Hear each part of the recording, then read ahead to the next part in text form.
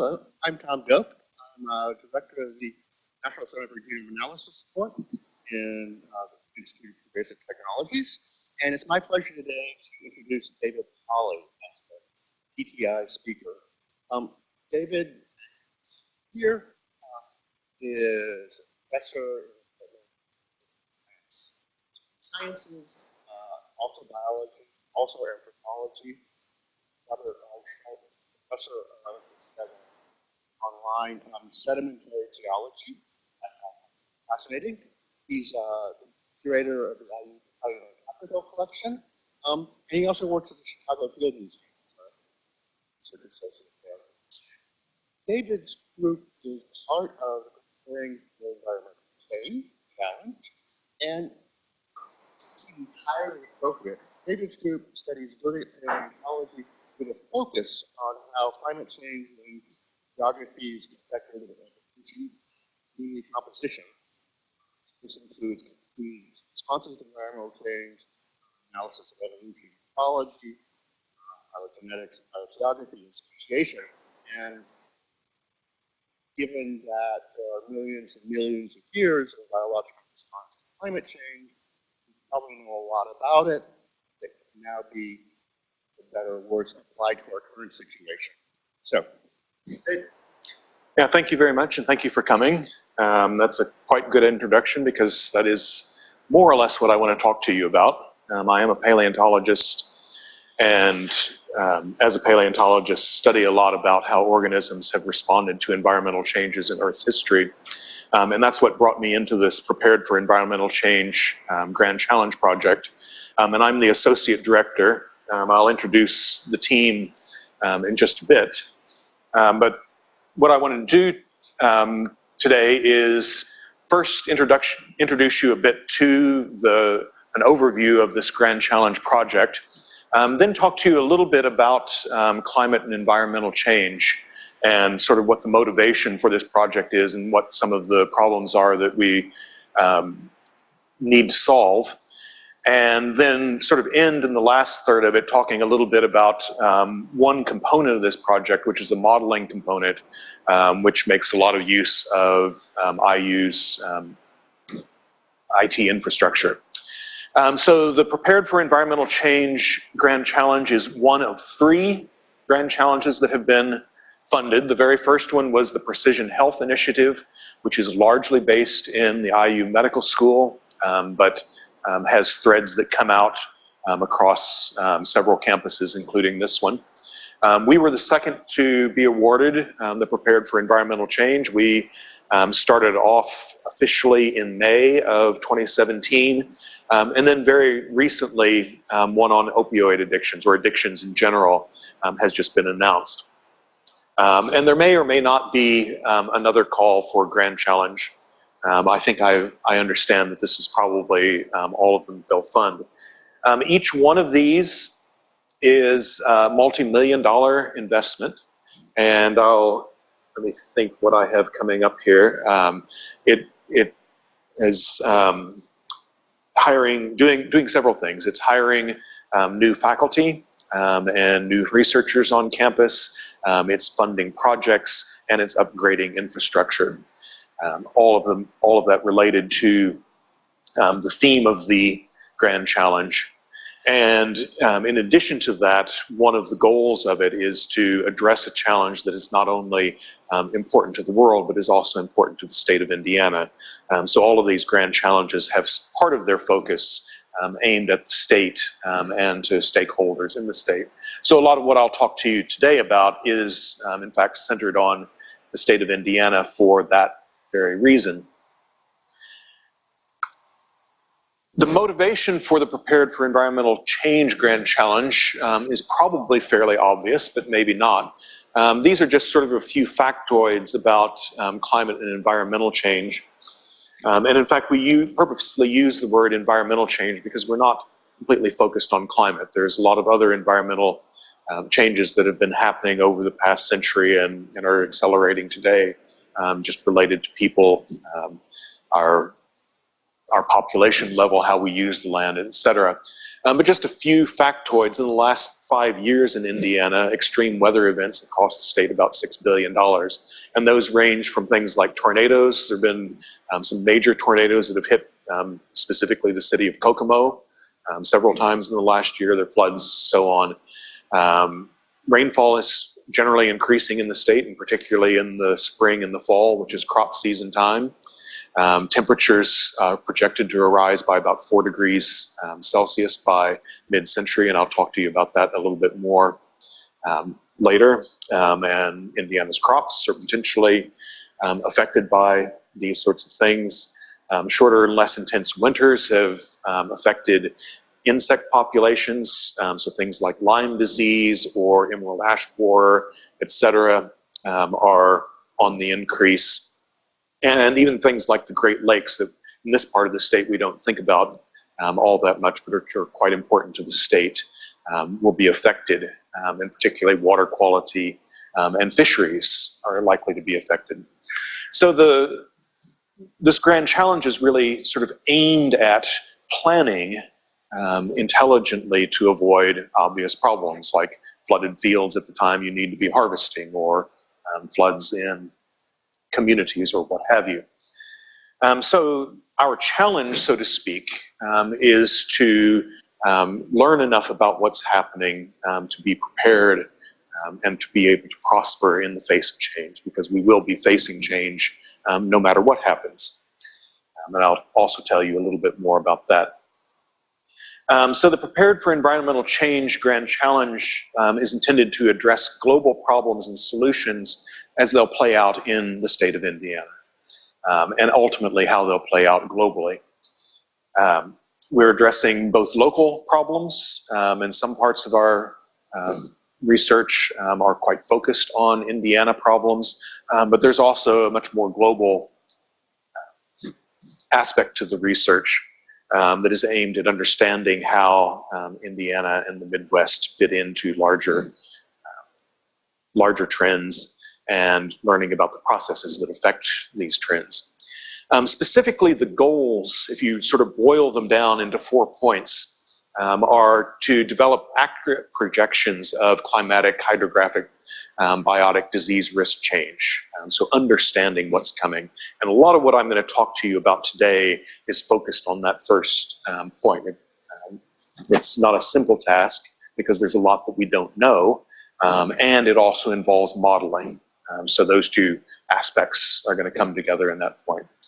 But also in the broader grand challenge, we are interested in new ways of measuring public risk perception, communicating to the implications of climatic change or environmental change, and motivating citizens to be prepared. Because as all of us know, the topic of climate change and other aspects feeding around it are highly politicized at the moment. So it's not an easy conversation to have, much less to plan for. Part of our grand challenge is also focused on the natural world, conserving wildlife in a world where climate is changing, environment's changing, populations are changing, and finding ways to integrate people and the natural world better. So designing greener and more disaster resilient human communities goes along with that. And then finally, where parts of our group are aimed at talking to governments and businesses about how to invest productively in agriculture, in industry, in infrastructure, in public health, et cetera, in the face of large-scale environmental change as it unfolds over the coming century. Our group, you can sort of envision the whole thing kind of like this. In this diagram, what we have at the bottom are the kinds of things that we're studying. They're the drivers behind the research, and that includes the earth, its climate, its rivers, its soils, et cetera. Organisms, especially in the natural world, birds, biomes, pathogens, range changes, migration, et cetera, and people. Migration of people, population of people, resource needs, how we manage them, urbanization, agriculture, law, et cetera. So those are the sort of underpinning things that the Prepared for Environmental Change group is studying. There are, as I'll say in a moment, more than 100 faculty on campus that are involved in this research one way or the other, and we're adding people all the time. So we've sort of divided them into research clusters, which are sort of loose groups of people who are working on related problems. The first of those is dynamic Earth systems, and that's the one that I'm most closely involved with. So in addition to being the associate director for the Grand Challenge as a whole, I'm also the director for the dynamic Earth systems. And that group is focusing on climate change, landform change, sort of large-scale organisms, biomes, and how they change, problems of extinction, etc. We also have a group that's much more sort of the conservation biology, which we call movement ecology. It's focusing particularly on how species will change either through range shifts, where species either expand into our area or they move out, and I'll show you some pictures of that in a moment. We have a special focus on migratory species, and I'll explain why in a little bit, but also pest species like ticks and mosquitoes and invasive species that change not only the natural world, but the agricultural world, and disease vectors, bird species or other sorts of species that are carrying disease with them. We have a human communities cluster talking about urbanization, immigration, cultures, attitudes. We have, and those are sort of, those three are really kind of pure research, looking at processes, predictions, etc. And then we have three clusters on the second row that are really focused on translational research, research that is literally in collaboration in communities or with stakeholders around the state. One of those is the Urban Green Infrastructure Group that is interested in finding solutions for cities that help them coexist with the natural world better, that make them more efficient, that use fewer resources, and are hopefully more livable as well.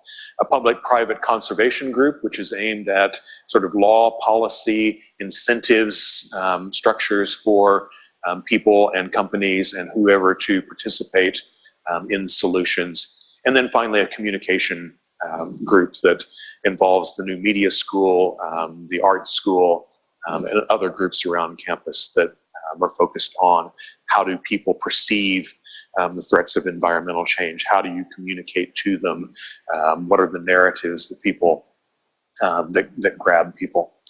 And then the outcomes for the state in particular include things like urban planning, conservation planning, public health, culture and society, and policy. The current team includes, like I said, more than 100 faculty who are participating one way or the other, and again growing all the time because we're hiring people and also taking people in on new projects. We are primarily based on the Bloomington campus and at IUPUI. And this list of people are our major steering group, the group of people who really coordinated putting this proposal together. And I'll highlight especially Ellen Ketterson in the biology department, who is the overall director of this group. One aspect that is sort of just starting to come online, again, we started in May, so we're in our first year. One of the mechanisms to really literally institutionalize the Grand Challenge and to bring people together and sort of be a focal point for a lot of the interdisciplinary research is the Environmental Resilience Institute, which technically became an entity, I think about 2 months ago now. We have a website at eri.iu.edu, and if you're interested in people who are involved, projects, etc., it's the place to go. We also, as of about a week and a half ago, have a literal physical institute, which is the house on campus where WFIU was until last semester, on 8th Street, just close to the Union. I want to point out some of the hires that we're making, because a large part of the budget for the Grand Challenges goes to making hires. These are spread out. The Grand Challenges are 5-year enterprises. And so we're doing hiring of faculty in years 1, 2, and 3. And you can just see some of the variety of hires. I won't go into all of these, but you can see they're spread out across 2 campuses, IUB and IUPUI, in quite a few different units, ranging from philanthropy to law to earth and atmospheric sciences. And they cover the entire range of subjects that I just mentioned to you. And I want to point out 2 of them especially because they are modelers and doing computational modeling. One of them a global climate modeler, and one of them a functional vegetation modeler. And in fact, you'll notice not circled here, there's another modeler hired in year 2. And we're just finishing up these hires. We're negotiating with candidates now. And for almost all the candidates that we interviewed, they said they wouldn't have normally thought about IU as a place to work, but then they saw what we had about the computational resources here. And in fact, negotiating with them in startup, they keep asking me over and over, how much do I have to pay to use BigRed? And they just don't even quite trust the fact that they'll have access to it and their students will have access to it. So among other things, that means that over the next 2 years, there will be some new people coming your way who are interested in using these resources. And I'll give you some figures on how much those resources are pretty soon.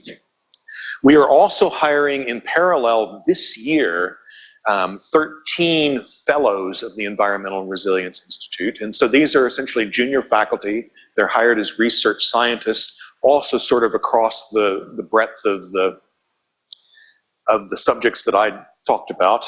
And one of those is also a modeler. This one doing species distribution modeling. Probably not as intensive as the climate modelers, but one of the things that we're building is a modeling community, and I'll talk about that in the third part of this talk. But now what I want to do is just segue back to thinking about what's happening to the globe at the moment and put it in context. And this is where it'll be obvious that I'm a paleontologist and a geologist, because I'll put it in context of Earth history. This is sort of what an Indiana landscape looks like today, especially in northern Indiana. You may or may not know this, but 200 years ago, all of Indiana was forested, except parts of it that were wetland, they were also forested. So this landscape that you're looking at is not a natural one by any means. It's been cleared, it's been drained to make the agricultural landscape we have today. I want to talk not so much about the landscape, though we will come back to that in ways, but I want to talk about climate, both here in the state, what's going to happen, and what it's been like in the past. And probably most of you know the distinction between weather and climate. Weather is what happens day to day in a particular place. It has some random factors in it. So it's local conditions. And here's this week's forecast.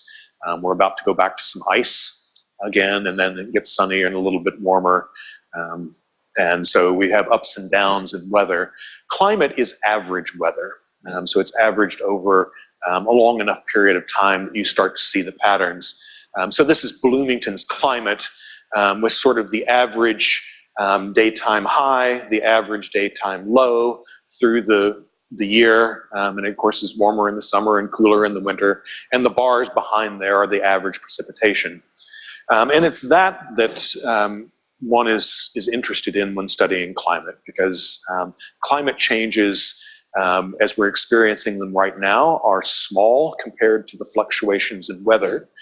So they're not easy to see, though any of you who are my age or older have lived long enough to know that on average it's changing. A lot of what you'll see about in the media is about global change, and this is a graph showing average global temperature as a function of sort of the early 20th century average. So in the 1880s and early 1900s, it was below the 20th century average, and it's been increasing since then. And we've got about a 2-degree increase in global temperature now compared to the early 20th century. and it's fairly steady. And I'm going to talk a little bit about what that means in context in the next few slides, but realize that global temperature is truly global, and it's an average. It's day and night, it's summer and winter, it's the North Pole, it's the South Pole, it's the equator. So the whole system is changing by that much, but different parts of the system, some has changed more and some has changed less. The greatest changes tend to be in the Arctic. The least obvious ones are in the tropics, and we're somewhere sort of in between. So first I want to show you a graphic here coming to Indiana specifically of what our climate might be like. And this is by 2050 or 2080. And this is under one of the more extreme climate change scenarios. So essentially, if we don't curb carbon dioxide emissions at all, and I'll show you a little bit more about what that means in a moment. But what we have here is the map of Indiana transposed to a place where today you would find the climate that we're likely to have in 2050 or 2080. So either under, actually this is two scenarios, moderate emissions where we humans decrease carbon dioxide emissions by quite a bit by about 2020 or so. And another scenario where if we don't decrease them at all and just keep going as normal. By the 2050s and 2080s under moderate emissions, Indiana as a whole would end up with a climate sort of like what you find today in Mississippi or Tennessee. Under higher emission standards, we would, by the 2050s, have a climate sort of like southern Arkansas, and by the 2080s, more like coastal Texas. And the aspects of climate that are particularly important there is it will be warmer and it will be wetter. And I don't know how many of you have been to Houston in the summer, but it's hot and it's muggy and it's sweaty, and that's sort of Gulf Coast is what we would be looking at. Winters are likely to become more mild. I don't know how many of you spent time along the coast here, but the winters they're not warm by any means, but they're milder because they're along the coast, which ameliorates the colder temperatures. And so under most emissions scenarios, our winters are going to become more like a New Jersey or a Delaware winter without the bitter cold, or I should say without the long stretches of cold and snow. We will get more bitter temperatures because the sort of Arctic blasts that we have had are likely to be more common. So you get a short pulse of very cold temperature, but on average warmer. Trying to translate this into some things that are in some ways more practical. Growing season on the left. And this is divided geographically. So growing season in the southern part of the state, the mid part of the state, and the north part of the state, just like they're on here. So that's essentially the period from the last freeze to the first frost. And historically in northern Indiana, that was 162 days, and in southern Indiana, it was 186. But that's going to increase to more than 200 days. In fact, I think, trying to remember what this projection is, this may even be, yeah, this is 2050s. So by the 2050s. If you think about the 2050s, people who are undergraduates at IU now, who are approximately 20 years old, are going to be in their 50s at this time. Hottest temperatures of the year, sort of like the summer's high temperature. Historically, on average, that was a little less than 100, so about 97. And by the 2080s, that is likely to be well over 100 every summer. So again, this is an average, so 50% of summers may have temperatures as high as 111 degrees under the high climate scenarios. And today you'd be going to some place like Arizona or Southern California to be regularly having summer temperatures that are that high. And also just thinking about numbers of days above 95 degrees. In Indiana, we don't typically have all that many. So again, sort of north, middle, and south part of the state. In the south part of the state, historically, there would have been about 10 days out of the summer that are above 95. But by the 2080s, there could be 3 months that are above 95. So that's essentially what Indiana's climate change means.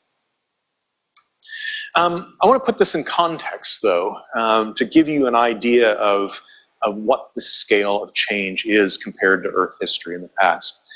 So what you're looking at now are projected temperatures. The black is sort of Indiana's historical temperature, and again, this is an average temperature.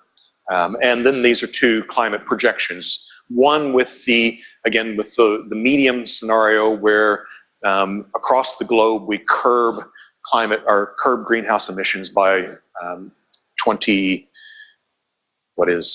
years from now, 2040-ish, which if everyone puts a concerted effort into it, that's doable. At the moment, as you probably know, nobody is really putting a concerted effort into it. And the other scenario is if we just keep doing like we're doing now and don't curb anything. That's going to raise global temperature, and this projection is global, by 3 degrees C if we curb emissions, or more like 6 degrees C by the end of the century. So what is a difference in 6 degrees C globally? And remember, I'm talking North Pole, South Pole, tropics, day, night, summer, winter, that average changing by that. Here's where my paleontology comes in. The last time that the Earth experienced a global climate change of that degree, this is what Indiana looked like. In 22,000 years ago was the last glacial maximum, and ice extended essentially south to Martinsville. Indiana is sort of right in, let me think, we're right in here somewhere. And as you drive south from Indianapolis to Bloomington, you go from flat open space to the hills. That marker is the end of the glacial till. So 22,000 years ago, there was ice up to there, and it was about 5 degrees colder on average across the globe.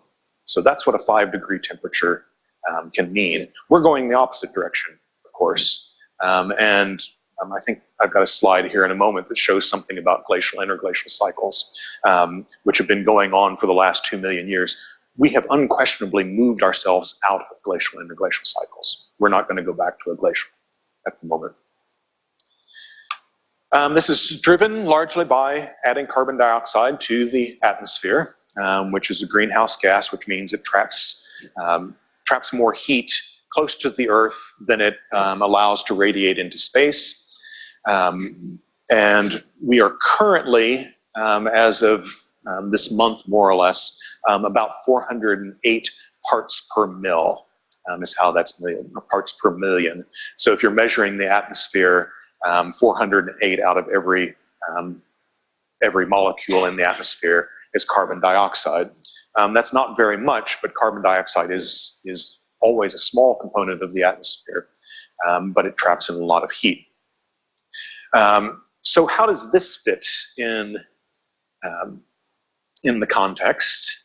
And I'll show you both the past and the future. First, let's look at the future. These are our carbon dioxide projections. So starting roughly now in 2000 and going to the end of the century under several different scenarios. And two of these are the scenarios I was just talking about. One of these sort of extreme curbing of emissions would be essentially if we stopped emitting, not only stopped emitting greenhouse gases, but brought them back down to a level of the past. Is the green.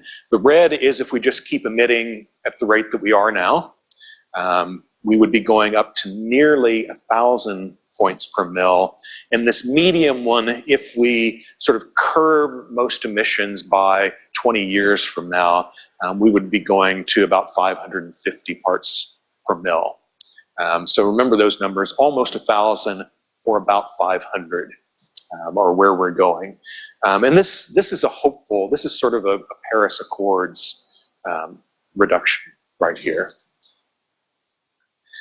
If we look at the past, so remember 500 to 1,000, this is our current level at 400, and this is a graph produced by NASA, which mentions for centuries, atmospheric carbon dioxide has never been above this level. This is what it was in 1950, so when I was born. It was somewhere in between here. And this is going back in time. And these ups and downs are glacial, interglacial cycles. This was the last glacial period that I just mentioned, and carbon dioxide and global temperature are quite closely related. So it was cold here, and carbon dioxide was also low. And this is a little bit misleading in the fact that it says centuries. To give you an idea, this is when agriculture originated. And so all of the plants that we have cultivated and have originated in a world where carbon dioxide was considerably lower than today. This is when people came to America. This is when the last Neanderthals became extinct.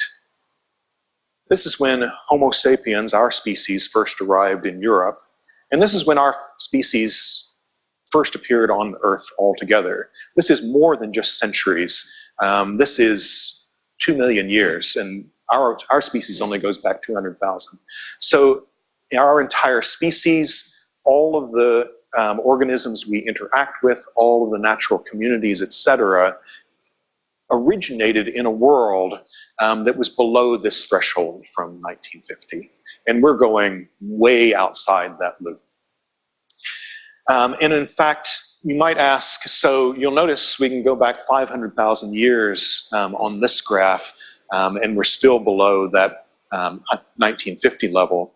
As a paleontologist and geologist, I can ask, how far back in time do we have to go to where we had either 400 points per mil or 500 or 1,000? To do that, you really have to go back in time. This graph is, time is in the opposite direction.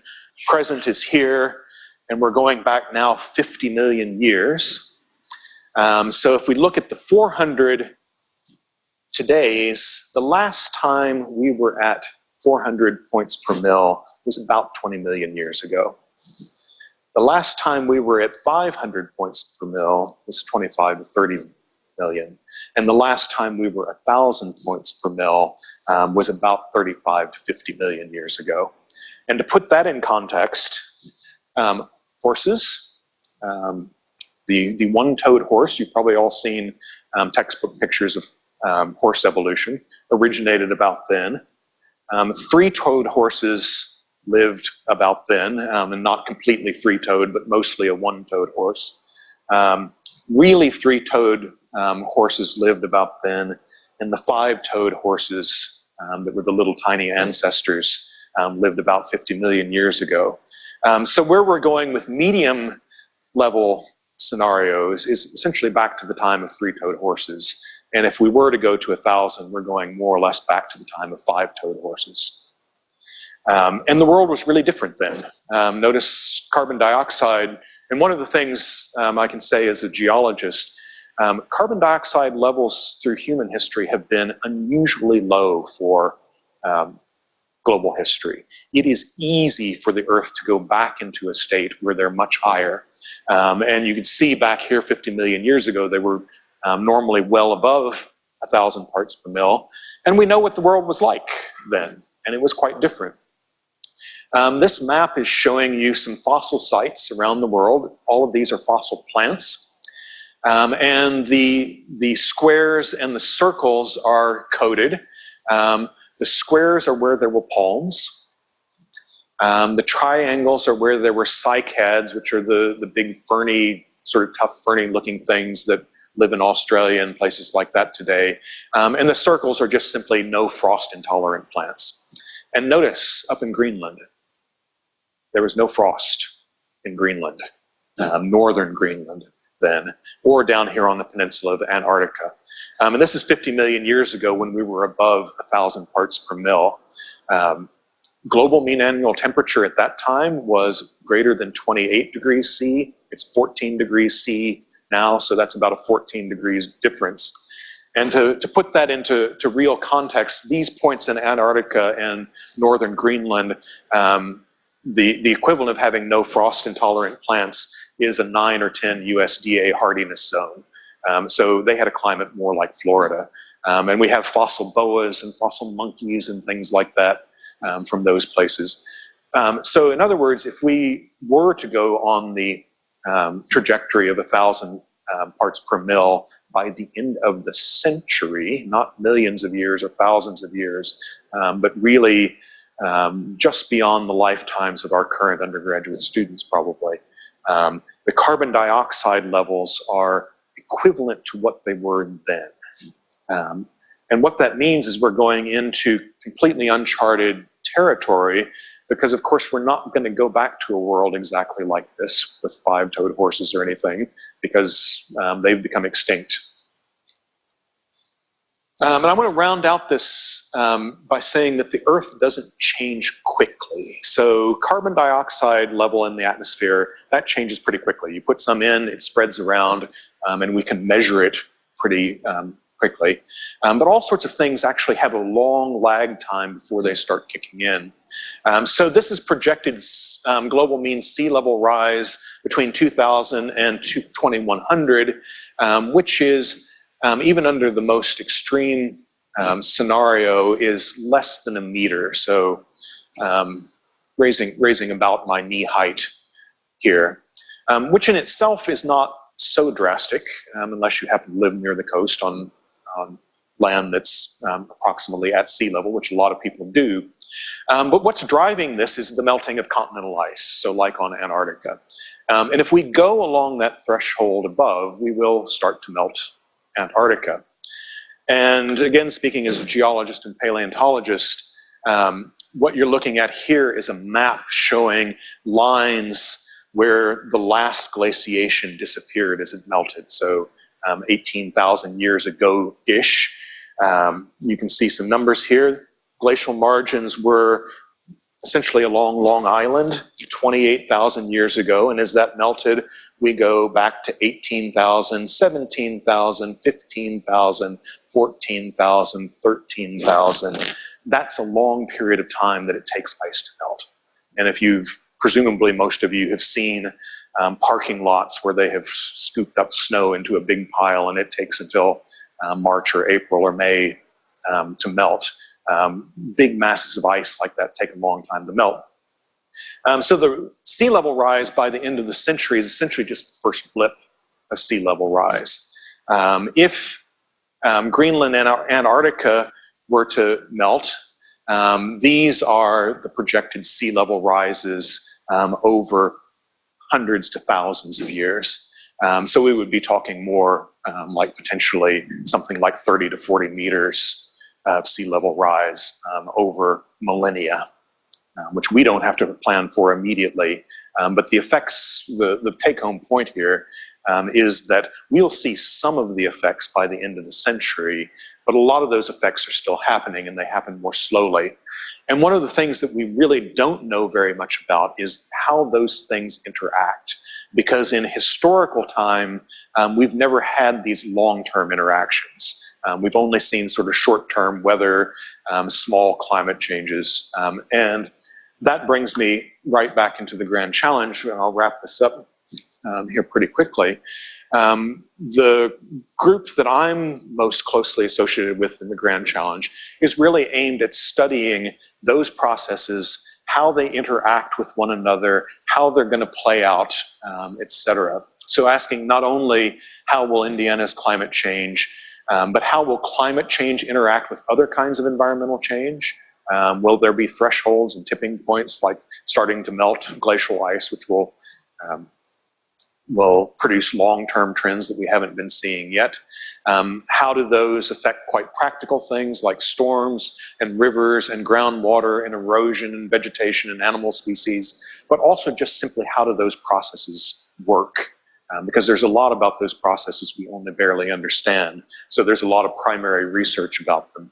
And then putting all that together, how can we better predict what's going to happen in order to plan for it? And there should be a happy message to this, which is that we do have the ability to plan. People are smart, and if we sort of know what's coming, we can plan for it. And I want to highlight one of the complex kinds of problems that the Grand Challenge is dealing with. And our director, Ellen Ketterson, is central on this research. But conserving migratory species is a very complex problem. And this is just a cartoon of some real data of several species migrating between January and December. And a lot of birds pass through Indiana. They're not just ours to conserve, but they have a very complex annual history running from sometimes South America or the Caribbean all the way up into the boreal forest in the high Arctic and back down again. And they're essentially following the seasons and insect resources and so on, seed resources that come in and come out with the seasons. And if you're bird watchers at all, and maybe even if you aren't, there are some migrants that are really eye-catching. And so these are pictures taken at my bird feeder in Bloomington, indigo buntings and rose-breasted grosbeaks, which there's usually about a 2-week window or so when they appear at the bird feeder, and then they're gone again, and they're sort of on that route. A lot of more common birds are also doing this, but we see them most of the time and don't really think about the fact that they're migrating. But species like this and other aspects of the globe really create interconnections. So problems are not just Indiana focused, but they're globally focused. So these migratory birds, they're summering in boreal forest, which are facing a lot of deforestation. They're also facing climate change impacts, including new diseases that are affecting the particular species of tree, similar to emerald ash borer. But in their winter, they may be in a habitat like this, which is a small island in a world that already has a high sea level. So sea level changes will expand and contract their habitat. So we have different forces expanding and contracting habitats on the two ends of the migratory path. But then when they're on their migration, they tend to go to wetlands, to ponds, to local forest, etc. This is a picture of the Mackenzie River Delta in Alaska, which is, data suggests that some huge proportion of birds in North America pass through there on their migratory path. Literally millions and millions of birds pass through there. And environments like that are also affected by sea level change, changes in sedimentation, toxins that are going out rivers, and climate change, etc. So our group is quite focused on problems and how they interact with, so in this case, migration with climate, with sea level, with rivers, and et cetera. So one, coming to sorts of data things that we're going to be doing, there will be a major tracking effort to really understand where small birds go. We have some data about migration, but a lot of it is pretty coarse. The historical way was to put a tag on a bird, and if somebody catches that bird somewhere else, then they record it, which is a pretty chancy kind of thing. Ellen Ketterson's group is working both with radio transmitters and literal GPS transmitters to make them small enough to put comfortably on a small bird. And this is a junco. It's basically a type of sparrow. So its body length is about yay long. So a transmitter, in order to not to inconvenience the bird, has to be really small, but would have to have enough power to send a radio signal to a Modus tower network or a GPS signal to a satellite. So that's one component of what we're doing, and we'll be setting up tracking and generating a lot of individual movement data, which would be a pretty big data set. We're also quite literally trying to build a computational modeling group that deals with environmental change in all of its facets here.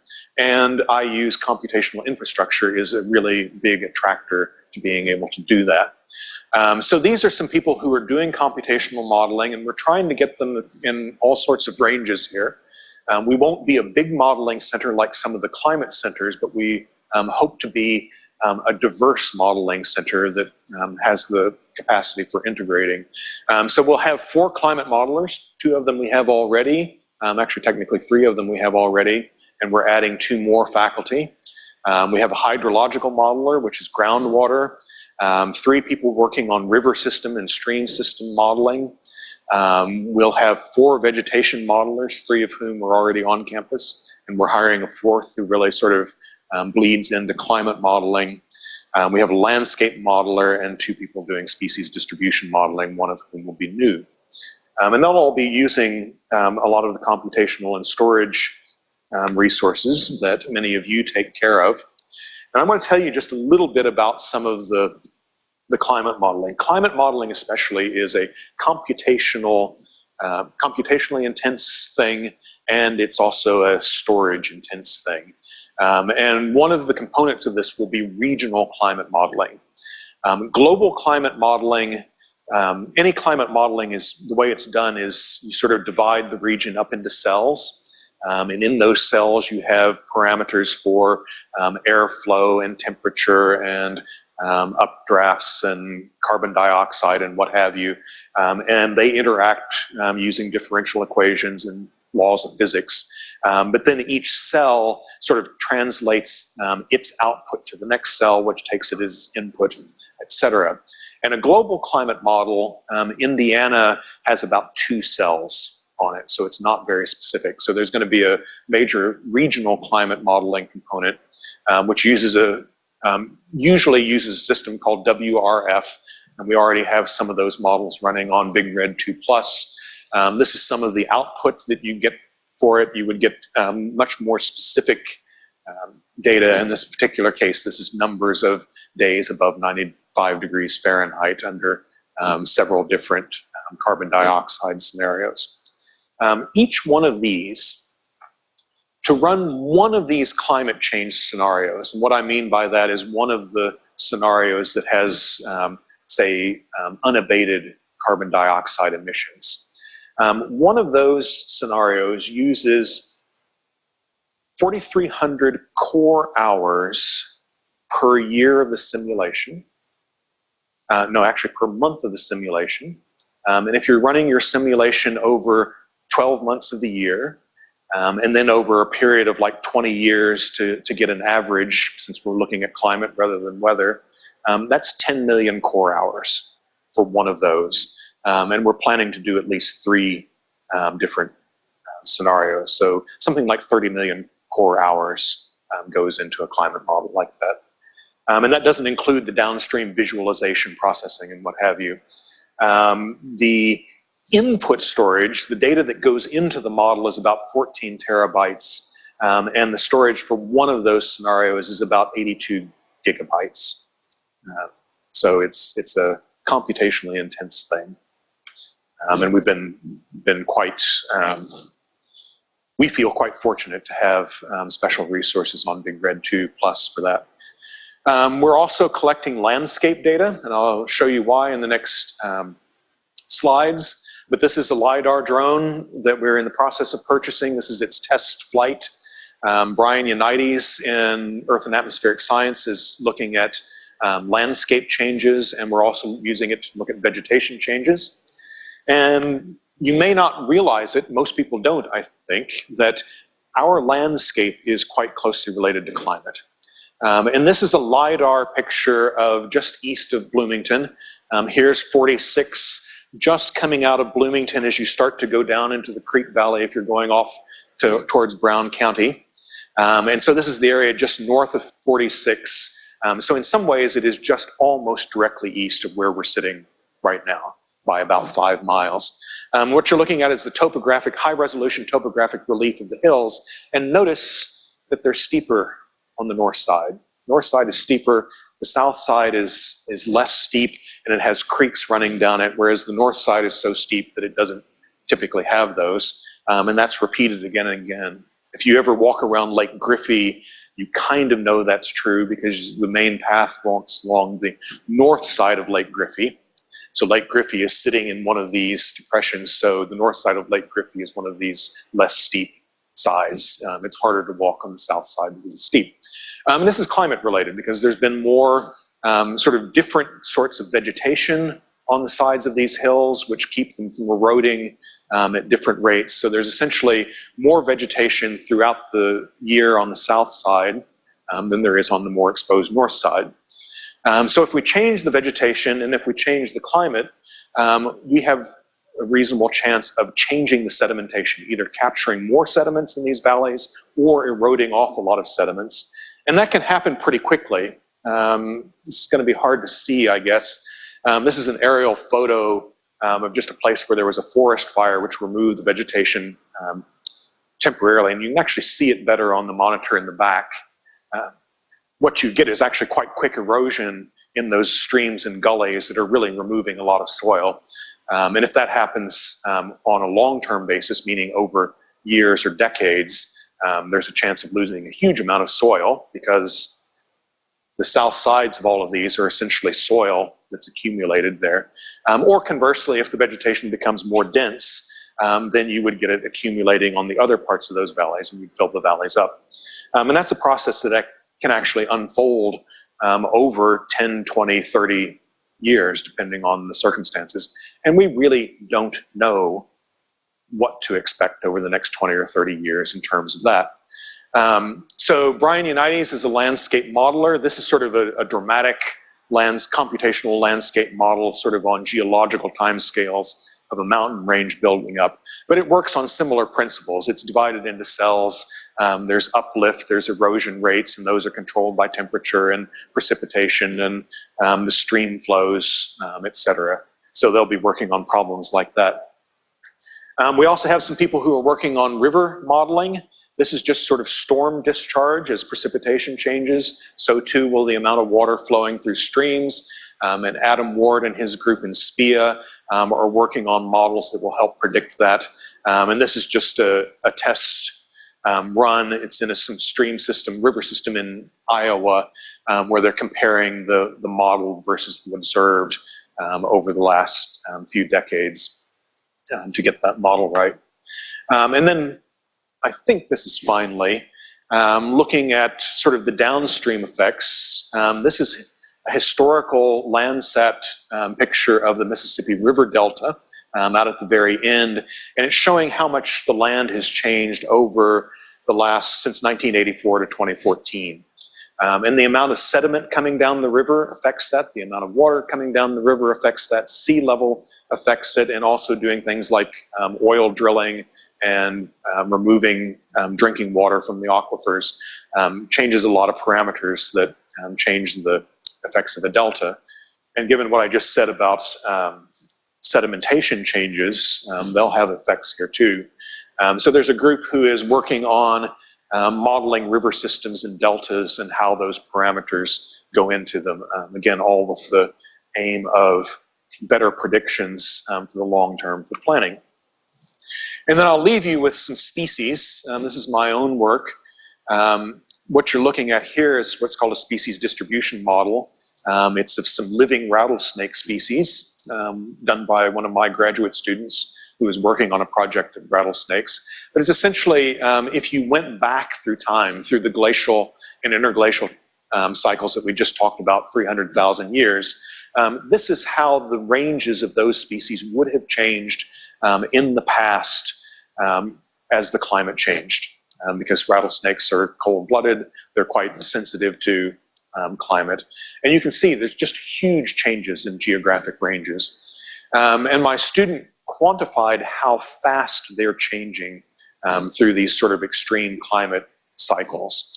And for what it's worth, the change over the coming century is likely to be 2 orders of magnitude faster than happened here. Or put that another way, for those species to accommodate themselves to the coming climate, they would have to change their range at a rate that is 2 orders of magnitude faster than they did in the past. And they may not be able to do that because we've now chopped the landscape up in different ways with human habitation. And here is my final slide, just a similar climate model going into the future towards 2070 of the state tree, the tulip tree, which is currently spread over a lot of the eastern United States. With its climate will no longer be distributed in the same area. We would expect to find the climate for tulip trees more in the northeast. And notice 2000 to 2070, a tulip tree, its lifespan is more than 70 years. So the ability of species to keep up with this kind of change is also completely unknown, because their lifespans are longer than the rate of climate change is. So I'll stop there and entertain any questions in the last few minutes if you have.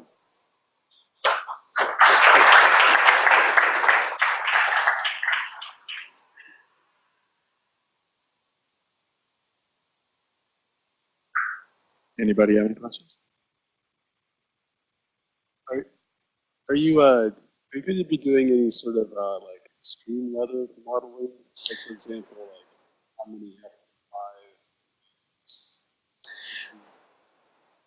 Yes, attempts to anyway. And so those regional climate models, one of the reasons that they're so intensive is that one wants to run them over and over again to get a good idea of the frequency of rare but extreme events like a tornado.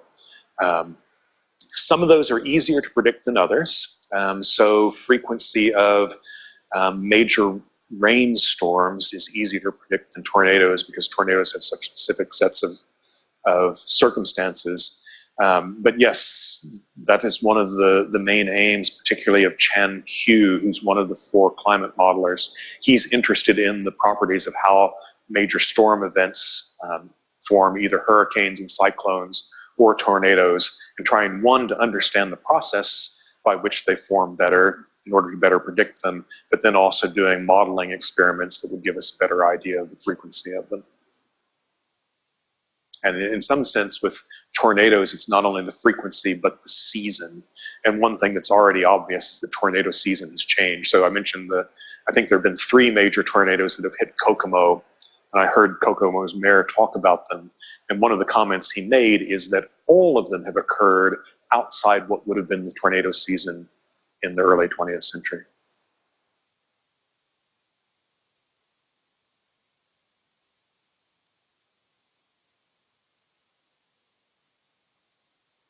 So I have a question about the temperature rises that you were showing with the carbon dioxide. And of course, we've seen these maps a lot in the media from time to time. Does that incorporate the effects of other greenhouse gases, including water vapor, or is that just merely based on carbon dioxide? The model projections do include the others. In fact, I'm translating all of it into carbon dioxide, but there are some greenhouse gases that are not carbon dioxide that are also changing anthropogenically, like methane. But one of the things that the climate model is doing is trying to get in there the aspects of, as you increase the temperature, that's also going to increase the evaporation rate, which changes the moisture content, and the cloud content, which changes the albedo. So the temperature change predictions are coming out of climate models that try to take those into account.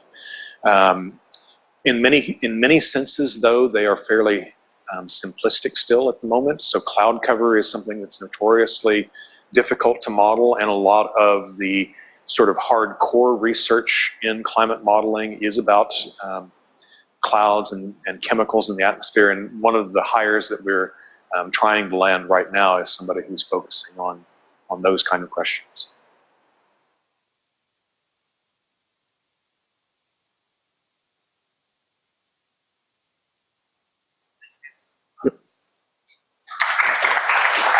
Thank you all.